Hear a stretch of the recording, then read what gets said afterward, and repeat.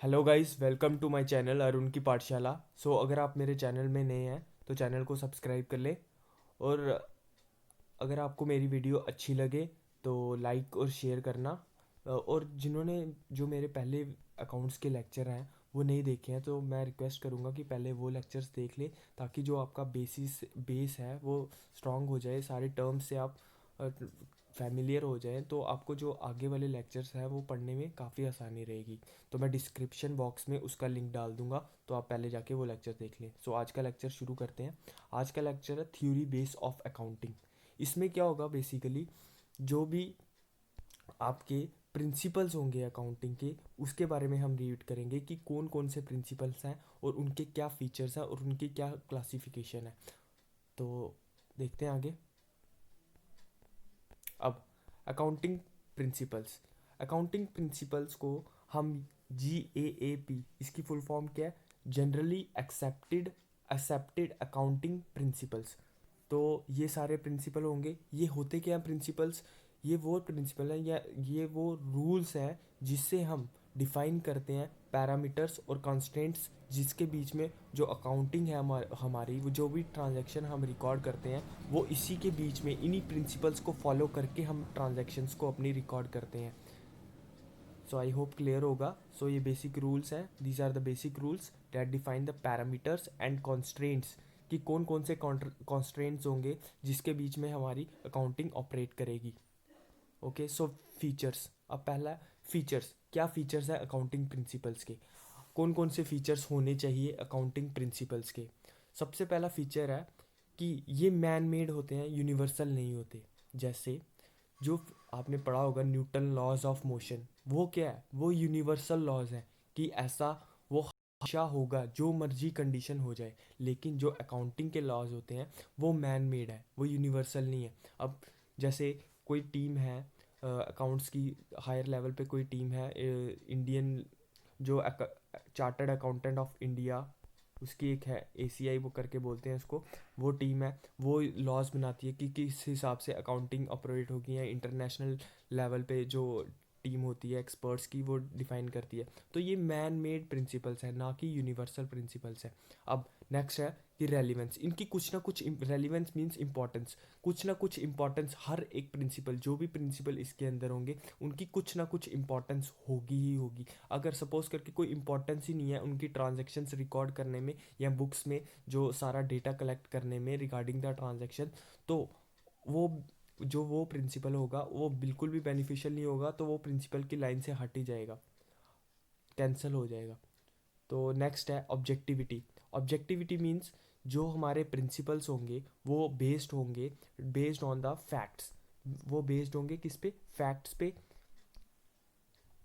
और वो personal bias से भी बिल्कुल दूर होंगे। ये नहीं है कि किसी पर्सन के अकॉर्डिंग वो चेंज करते हैं, या उनका जो प्रिंसिपल है, वो जो बेसिक रूल है वो चेंज हो जा कर सकता है कोई पर्सन अपने अकॉर्डिंगली। ये एक तो फैक्ट्स पे बेस्ड होंगे और पर्सनल बायस से दूर होंगे। यही है ऑब्जेक्टिविटी का कंसेप्ट, जो इसका फीचर है। अब नेक्स्ट है फिजिबल। फिजिबल मीन्स जो जो भी प्रिंसिपल होंगे वो ऐसा नहीं होना चाहिए कि सारे जो प्रिंसिपल हैं वो थियोरेटिकल हो। द ऑब्जेक्ट जो रूल्स या प्रिंसिपल्स हैं वो सारे प्रैक्टिकल सिचुएशन में अप्लाई होने चाहिए। तो ये हो गए आपके बेसिक फीचर। एक तो मैन मेड है, यूनिवर्सल नहीं है, रेलिवेंस होनी चाहिए, ऑब्जेक्टिविटी और फिजिबल। इसमें से आपको क्वेश्चन कोई नहीं आएगा, लेकिन ये मैं बता रहा हूँ बेसिक, जो आपका एक बेसिक कंसेप्ट क्लियर हो जाए। अब नेक्स्ट है क्लासिफिकेशन। अब जो जनरली एक्सेप्टेड अकाउंटिंग प्रिंसिपल है उनकी क्लासिफिकेशन दो दो तरीके से होती है। एक तो हो गया, एक आएगा आपका एजम्पशंस और एक दूसरे आएंगे कंसेप्ट। अब सबसे पहले हम एजम्पशंस के बारे में पढ़ेंगे, जो 3 एजम्पशंस है। वैसे एजम्पशंस देख लेते हैं पहले। These are the basic assumptions under which accounting operates. It is important to follow these concepts for better understanding. For better understanding, ये बोल रहा है कि जब जब भी हम अकाउंट्स में ट्रांजैक्शन रिकॉर्ड करते हैं, अगर हम इन इन एजम्पशंस को फॉलो करें तो एक तो हमारी जो अकाउंट्स होगा वो प्रॉपर क्रिएट होगा, और इससे क्या होगा कि बेटर अंडरस्टैंडिंग क्रिएट होगी। तो सारे हम एक एक करके जो तीनों अजम्पशंस है वो पढ़ेंगे, देखेंगे क्या क्या है। सबसे पहला है going concern assumption, going concern assumption, consistency assumption, accrual assumption. अब सबसे पहले देखते हैं गोइंग कंसर्न अजम्पशन क्या वो कहता है। अब गोइंग कंसर्न अजम्पशन क्या है? It is assumed that the business shall continue to exist and operate for an unlimited period of time un- unless there is clear evidence of closure। हम ऐसा मान के चलते हैं कि जो हमारा बिजनेस है वो काफ़ी लॉन्ग पीरियड के लिए चलेगा। तो इस एजम्पशन में जो होगा वो क्या मानते हैं कि हमारा बिजनेस लॉन्ग पीरियड के लिए, इनडेफिनाइट पीरियड के लिए चलेगा। ये नहीं हम मानेंगे कि 2 या 3 साल बाद बंद कर देना है। अब इस इस एजम्पशन का हमारे लिए क्या इंपॉर्टेंस है वो देखते हैं। अब जैसे सपोज करके अगर गोइंग कंसर्न एजम्पशन हम हटा दें तो फिर क्या होगा कि हम कैसे डिफाइन कर पाएंगे कि जो हमारे असेट्स हैं वो करंट है या नॉन करंट है। क्योंकि मैंने जो पिछले लेक्चर्स में बताया था, जब मैं असेट्स को डिफाइन किया था कि असेट्स जो होते हैं, एक होता है करंट असेट और एक होता है non current asset. Current asset क्या होता है? जिनका वैल्यू जो हमारे हमें पैसा रिटर्न कर देंगे 1 साल के अंदर, जिनको बेच, जैसे गुड्स थे 1 साल के अंदर मैं बेच के पैसा कमा सकता हूँ उसमें, वो करंट असेट हो गए थे। और जो नॉन करंट असेट होते थे जिनकी लाइफ काफ़ी लॉन्ग होती थी, जैसे लैंड, बिल्डिंग, मशीनरी। तो अगर गोइंग कंसर्न एजम्पशन नहीं होती तो हम क्लासीफाई ही नहीं कर पाते असेट्स को करंट और नॉन करंट असेट्स में। वैसे ही लाइबिलिटीज़ को भी हम नहीं कर पाएंगे, जैसे लाइबिलिटी करंट और नॉन करंट लाइबिलिटीज़ होती हैं उसको भी हम डिफाइन नहीं कर पाएंगे। और एक और चीज़, जैसे हम असेट्स को रिकॉर्ड बुक वैल्यू में शो करते हैं तो उसकी वही वैल्यू रहती है। अब जैसे मैंने कोई रेफ्रिजरेटर है, वो मैंने 5,000 रुपये का लिया, तो उसको मैंने रिकॉर्ड किया कि बुक्स में कि इसकी इतनी वैल्यू है। और फिर हम बाद में वो नहीं डिफाइन करेंगे कि इसकी बाद में हर साल कितनी कितनी वैल्यू है। तो एक ही बार हम रिकॉर्ड कर देते हैं क्योंकि हमें पता है कि लॉन्ग पीरियड ऑफ लाइफ है। तो ये नहीं है कि हम हर साल इसकी वैल्यू मार्केट के बेसिस पे चेंज करते रहेंगे। तो जब भी हमें अगर सपोज करके कंपनी आगे जाके 10 साल के बाद बेचनी पड़ी, तभी हम इसकी वैल्यू को रिकैलकुलेट या रियलाइज़ करते हैं। वो हम आगे जाके पढ़ेंगे, अब इतना डीप नहीं जाएंगे। सो गोइंग कंसर्न एजम्पशन इतना ही याद रखो कि इसमें क्या होगा कि जो बिज़नेस है हम ऐसा सोच के चलते हैं कि काफ़ी लॉन्ग पीरियड के लिए चलेगा, अनलेस एंड अनटिल कोई डियर एविडेंस हो क्लोजर के लिए। जैसे जो वो है आपका ओनर है, वो क्या हो गया, उसका इंसॉल्वेंट हो गया, अब उसके पास पैसा नहीं बचा और जो बिज़नेस है वो बिल्कुल लॉस में चला गया, तो उस केस में कंपनी को हमें बंद करना पड़ेगा। अनलेस इसके अलावा हम ऐसा सोच के चलेंगे अकाउंट्स के हिसाब से कि हमारा बिजनेस है जो वो लॉन्ग पीरियड के लिए चलेगा। आई होप क्लियर होगा गोइंग कंसर्न एजम्पशन। अब नेक्स्ट एजम्पशन है कंसिस्टेंसी एजम्पशन। नेक्स्ट है कंसिस्टेंसी एजम्पशन। अब कंसिस्टेंसी एजम्पशन में क्या होता है कि जैसे सपोज करके मैंने कोई एक अकाउंटिंग मेथड मेरे बिजनेस ने सेलेक्ट कर लिया कि अब मैं इस मेथड को फॉलो करूँगा अपने बिजनेस के लिए। तो अब क्या होगा कि कंसिस्टेंसी एजम्पशन क्या बोलती है कि हमें हर साल वही अकाउंट जो प्रिंसिपल है वही अपने अकाउंट्स के लिए फॉलो करना चाहिए। अब इसकी क्या इंपॉर्टेंस है?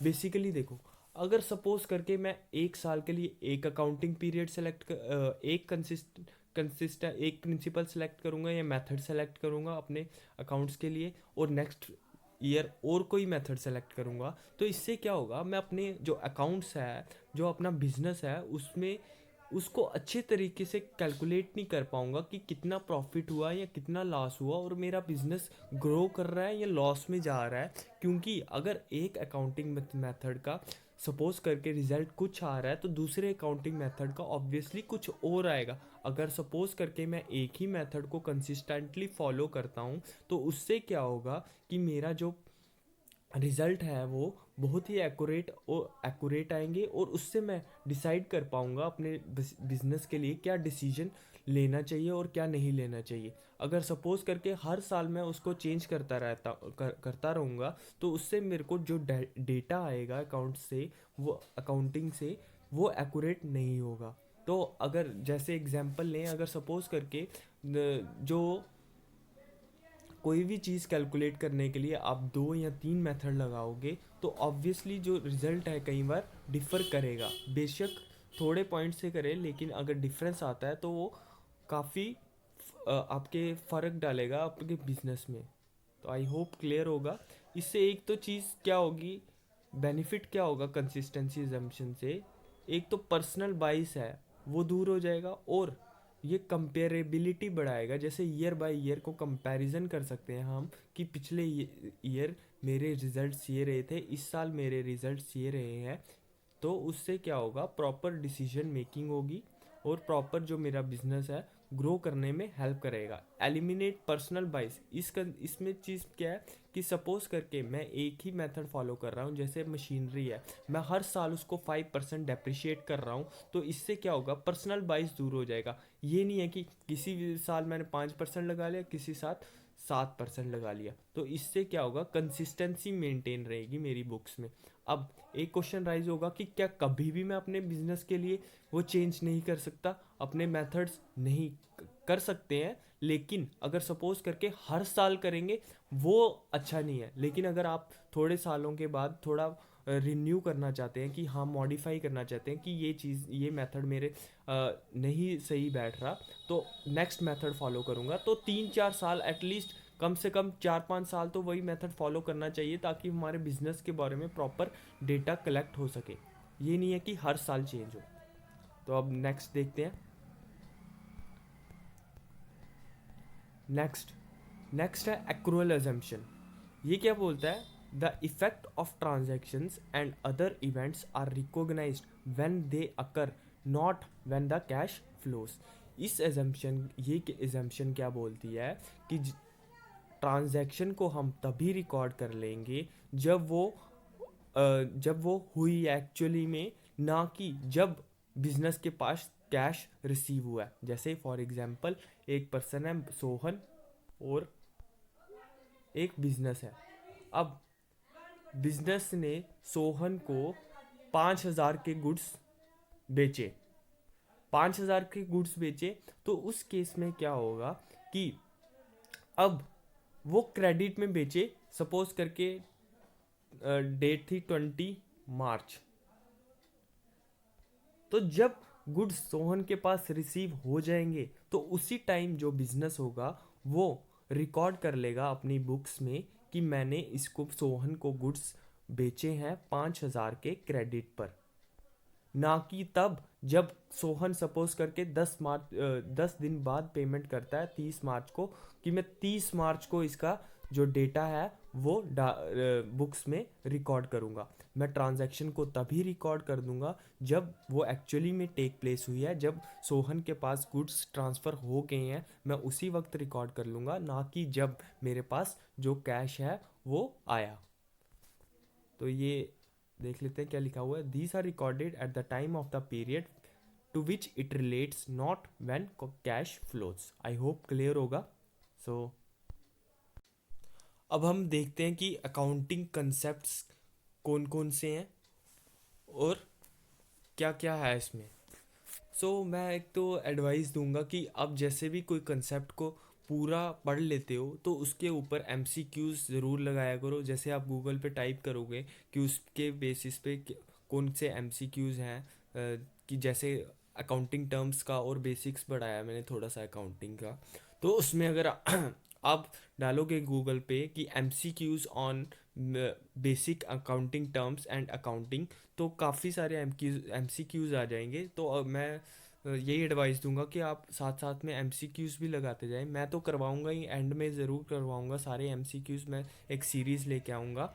तो उसमें ज़रूर करवाऊंगा एमसीक्यूज़, लेकिन मैं ये भी एडवाइस करूंगा आप साथ साथ में करते भी जाएं एमसीक्यूज़, ताकि जो आपके कंसेप्ट, जो भी आपने कंसेप्ट रीड किया हो, आपको पता चले कि हाँ ये चीज़ ऐसे थी या ये चीज़। क्योंकि आप जैसे भी थ्योरी पढ़ते हो ना, तो कई बार क्या होता है, अगर एमसीक्यूज़ नहीं लगाते हो तो वो चीज़ कई बार भूलने शुरू हो जाती है। लेकिन अगर आपने एमसीक्यूज़ लगाया है और उस कंसेप्ट को अच्छे से दिमाग में सोचा है कि हाँ अच्छा ये वाली चीज़ ऐसे अप्लाई हो रही है, इसमें वो वाली चीज़ अप्लाई होगी, ये डेफिनेशन है, तो बार बार क्या होगा आपकी, एक तो एमसीक्यूज़ लगाने से अच्छे से रिवीजन हो जाएगी, और आपको जो कंसेप्ट है, जो आगे मैं लेक्चर्स पढ़ाऊंगा, वो और अच्छे से समझ आएगा। नहीं तो अगर आप एमसीक्यूज़ नहीं लगाओगे तो आपको डिफ़िकल्टी आ सकती है, लेकिन अगर एमसीक्यूज़ लगाओगे मैं एश्योर करूँगा कि कोई डिफ़िकल्टी नहीं आएगी। तो अब देखते हैं कि अकाउंटिंग कंसेप्ट्स कौन कौन से हैं। एक है business entity, accounting entity, money measurement, accounting period, historical cost concept, dual concept, full disclosure concept, materiality concept, prudence concept, matching concept, revenue recognition concept, realisation concept, verifiable objectivity concept. अब हम एक एक करके हर एक को पढ़ेंगे, तो देखेंगे क्या क्या है इसमें। अब इस पे बेस्ड जो एमसीक्यूज होंगे वो क्या होंगे कि पर्टिकुलर एक कंडीशन दे दी होगी आपको, फिर पूछेंगे कि इसमें कौन सा प्रिंसिपल आपका अप्लाई हो रहा है। ओके, सो अब देखते हैं बिजनेस एंटिटी कंसेप्ट क्या होगा। अब बिजनेस एंटिटी कंसेप्ट क्या बोलता है कि ये बोलता है कि जो हमारा बिजनेस होगा, जो मैं शुरू से चीज़ बोल रहा हूँ कि बिजनेस और जो ओनर है वो दो अलग अलग चीज़ें हैं। इसमें क्या होगा कि जो ओनर है वो अलग है और बिजनेस क्या है वो अलग है। तो मैं रीड कर देता हूँ एक बार। According to this principle, business is considered to be separate from its owner. Business transaction are therefore recorded in the books of accounts from the business point of view, not from the owner. So क्या बोल रहा है कि जो business है वो separate होगा owner से, और बिजनेस ट्रांजैक्शन रिकॉर्ड करेंगे हम from the business point of view, ना कि ओनर के पॉइंट ऑफ व्यू। तो बिजनेस के लिए जो ओनर होगा वो क्या होगा, क्रेडिटर, जिसने बिजनेस को क्या दिया हुआ है, उधार दिया हुआ है, to the extent of their capital, उसके कैपिटल के जितना। सो आई होप क्लियर होगा।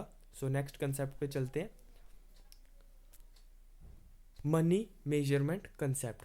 ये क्या बोलता है कि हम बिजनेस में वही ट्रांजैक्शंस को रिकॉर्ड करेंगे जिसकी कुछ ना कुछ मनी वैल्यू है, उन ट्रांजैक्शन को नहीं रिकॉर्ड करेंगे जिनकी कोई मॉनेटरी वैल्यू नहीं है। The concept of money measurement states that only those transactions and happenings in an organisation which can be expressed in terms of money such as sale of goods, payment of expenses are to be recorded in the books of accounts. So वही transaction को record करेंगे जिनको मैं money की form में लिख सकता हूँ। अब जैसे ट्रांजेक्शन्स हैं, कुछ ट्रांजेक्शन है, जैसे मैंने 5 किलो किसी बिजनेस से 5 किलो ऑयल खरीदा। सो अब जब वो बिजनेस क्या होगा कि उस लिखेगा कि सेल्स हुई हमारी 5 किलो ऑयल की, वो क्या लिखेगा 5 kg ऑयल, और उसकी कॉस्ट लिखेगा, उसकी कॉस्ट लिखेगा 5, जैसे 1 किलो की कॉस्ट थी 100 रुपीज़, तो 500 वो कॉस्ट को लिखेगा, मनी की फॉर्म में हर ट्रांजेक्शन को रिकॉर्ड करेगा। तो नेक्स्ट कंसेप्ट देखते हैं, अकाउंटिंग पीरियड। अब अकाउंटिंग पीरियड क्या बोलता है कि हमारे बिजनेस की लाइफ को हम क्या कर देंगे, जैसे हमारे की बिजनेस की लॉन्ग लाइफ है उसको मैं तोड़ दूंगा छोटे यूनिट्स में। जैसे सब मैक्सिमम टाइम्स में क्या होता है, जो अकाउंटिंग पीरियड 1 साल का होता है, तो एक एक साल में उसको, बिजनेस की लाइफ को एक एक साल में ब्रेक कर दूंगा। तो इससे क्या होगा, अकाउंटिंग पीरियड एक सेलेक्ट करने से मेरे को क्या बेनिफिट होगा, मैं देख सकूंगा कि मेरा बिजनेस कितना ग्रो हुआ हर एक अकाउंटिंग पीरियड में, उसकी क्या परफॉर्मेंस रही। अब रीड कर लेते हैं एक बार। Accounting period refers to the span of time at the end of which financial statements of enterprise are prepared. तो जब अकाउंटिंग पीरियड एंड होता है उसके बाद मैं कुछ स्टेटमेंट्स बनाता हूँ, जैसे प्रॉफिट एंड लॉस अकाउंट बनाता हूँ, बैलेंस शीट बनाता हूँ। तो उससे क्या पता चलता है कि मेरे बिजनेस ने प्रॉफिट कमाया या लॉस कमाया, तो उससे मेरे को पता चलेगा कि क्या पोजीशन है मेरे बिजनेस की और इसकी क्या एसेट्स हैं, क्या लायबिलिटीज़ हैं, जो कि पता चलेंगी किससे, हमारी बैलेंस शीट से। उसमें दोनों चीज़ें आ जाएंगी, क्या असेट्स हैं और क्या लायबिलिटीज़ हैं बिजनेस की। सो आई होप क्लियर होगा। तो नेक्स्ट में चलते हैं। अब historical cost concept. Historical cost concept क्या कहता है कि जो भी, अगर सपोज करके मैं कोई असेट है वो एक्वायर करता है बिजनेस, सपोज करके जो कोई बिजनेस है, जैसे सपोज करके एक फ्रिज खरीद लिया बिजनेस ने, वो उसको, उसकी कॉस्ट कितनी पड़ी, उसकी कॉस्ट थी 10,000 रुपये, और 500 रुपये उसको ट्रांसपोर्टेशन के पड़ गए उसको, और 500 रुपये पड़े उसको इंस्टॉल करने के।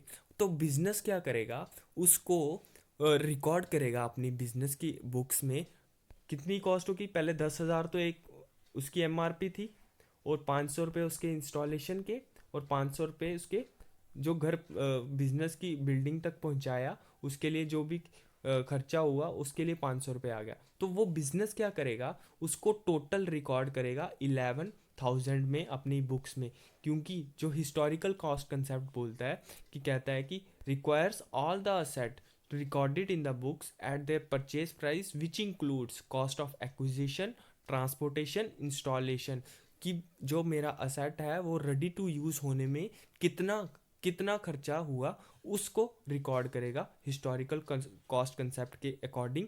वो किस पूरा खर्चा मिला के जो भी कॉस्ट बनेगी वो उसको रिकॉर्ड होगा बुक्स में, अकाउंट की बुक्स में। नेक्स्ट है डुअल एस्पेक्ट या डुअलिटी कंसेप्ट। इसी कंसेप्ट पे जो आपकी पूरा अकाउंट्स है वो पूरा डुअल कंसेप्ट पे ही बेस्ड है। तो ये क्या कहता है कि हर एक ट्रांजैक्शन के दो एस्पेक्ट होते हैं। और क्या बोलेगा कि मिनिमम दो अकाउंट्स को ये क्या करेगा, मिनिमम दो अकाउंट्स को ये हर एक ट्रांजैक्शन मिनिमम दो अकाउंट्स को डील करेगी, दो से ज़्यादा भी हो सकते हैं।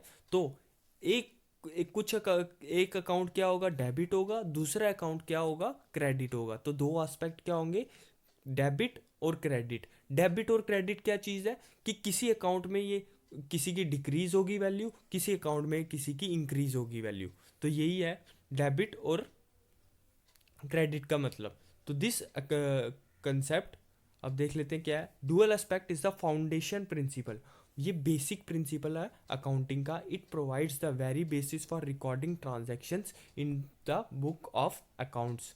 This concept states that transaction has a dual fold effect and should be recorded at two places। दो जगह रिकॉर्ड होगा। इन अदर वर्ड्स एटलीस्ट कम से कम दो account should be involve in recording the transaction. तो अब जब हम आगे जर्नल में रिकॉर्ड करेंगे ट्रांजैक्शन, तो उसमें आपको बिल्कुल क्लियर हो जाएगा कि क्या चीज़ डेबिट होती है, क्या चीज़ क्रेडिट होती है, कैसे में ये चीज़ पूरी क्लियर हो जाएगी। तो तब तक जो है अभी तक आई होप क्लियर होगा सबको। अगर कुछ भी डाउट आ रहा है तो आप कमेंट बॉक्स में लिखें कि ये डाउट आ रहा है, तो मैं जो भी नेक्स्ट वीडियो होगी या उसी कमेंट बॉक्स में रिप्लाई कर दूंगा कि क्या चीज़ होगी। तो अगर कोई डाउट होगा तो प्लीज़ रिप्लाई करना। अब नेक्स्ट कंसेप्ट है full disclosure principle. Full disclosure concept क्या कहता है कि जो भी हमारा बिजनेस है उसकी बुक्स में हर एक रिकॉर्ड जो होगा वो प्रेजेंट होना चाहिए। जो भी मॉनेटरी फॉर्म, अगर कोई चीज़ होती है हमारे बिजनेस में, वो चीज़ पूरी रिकॉर्ड होनी चाहिए।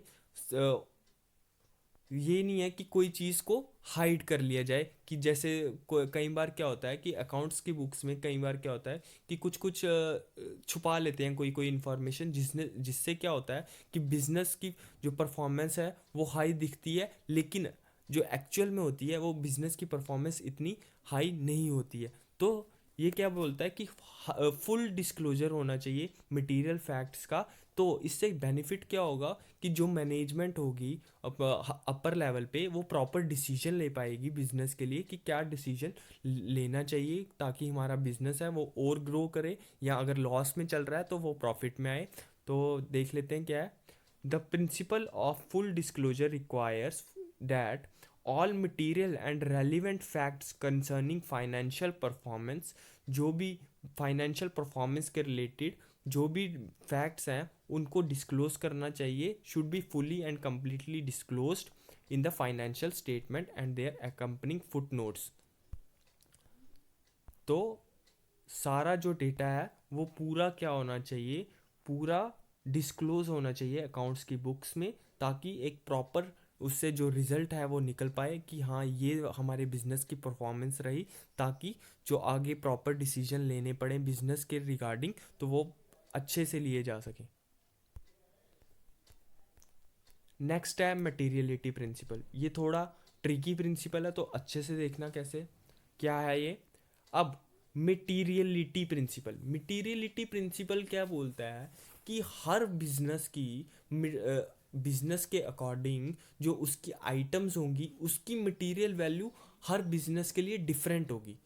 जैसे एक स्टेशनरी का बिजनेस है, उसके लिए जो अगर कोई भी बुक्स या कोई भी नोटबुक पेन इनकॉर्पोरेट होती है आती है बिजनेस के अंदर या परचेज होती है, तो उसकी प्रॉपर जितनी भी कॉपीज होंगी उसका वो उस हिसाब से उसकी ट्रांजैक्शन रिकॉर्ड होगी। जैसे अगर 10 बंडल 100 लगा लो, 100 नोटबुक्स बिजनेस के अंदर स्टेशनरी बिजनेस के अंदर आई, अगर 100 नोटबुक्स आई तो उसकी ट्रांजैक्शन उसी हिसाब से होगी, 100 नोटबुक्स की कितनी कॉस्ट थी उस हिसाब से उसकी ट्रांजैक्शन आएगी। लेकिन सपोज करके अब बिजनेस है वो नॉर्मल बिजनेस है, कोई जैसे आईटी कंपनी है, सपोज करके कोई आईटी प्रोफेशनल कंपनी है, सॉफ्टवेयर कंपनी है, तो वो अब डील तो नहीं करती नोटबुक्स में, लेकिन वो भी मंगवाएंगी अपने स्टाफ के लिए, तो वो सीधे एक ही कॉलम ड्रा करेंगे कि स्टेशनरी एक्सपेंसेस का,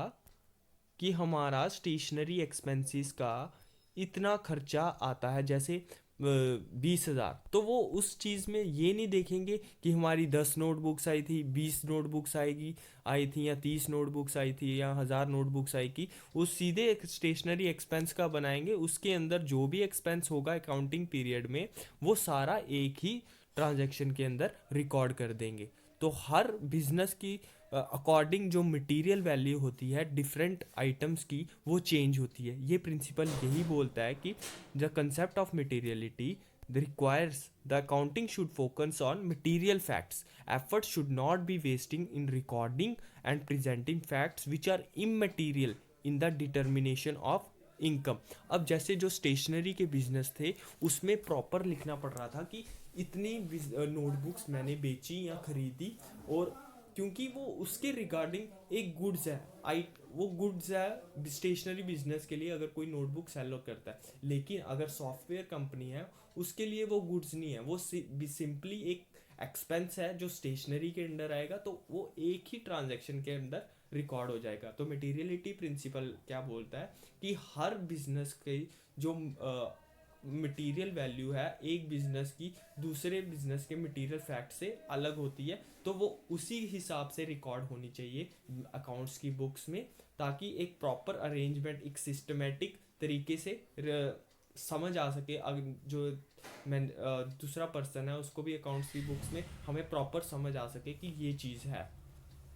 तो आई होप अच्छे से क्लियर होगा जो मटेरियलिटी प्रिंसिपल होगा।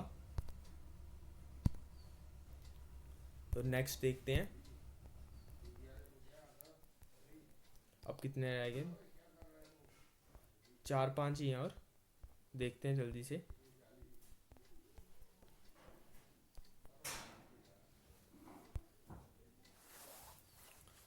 Prudence concept.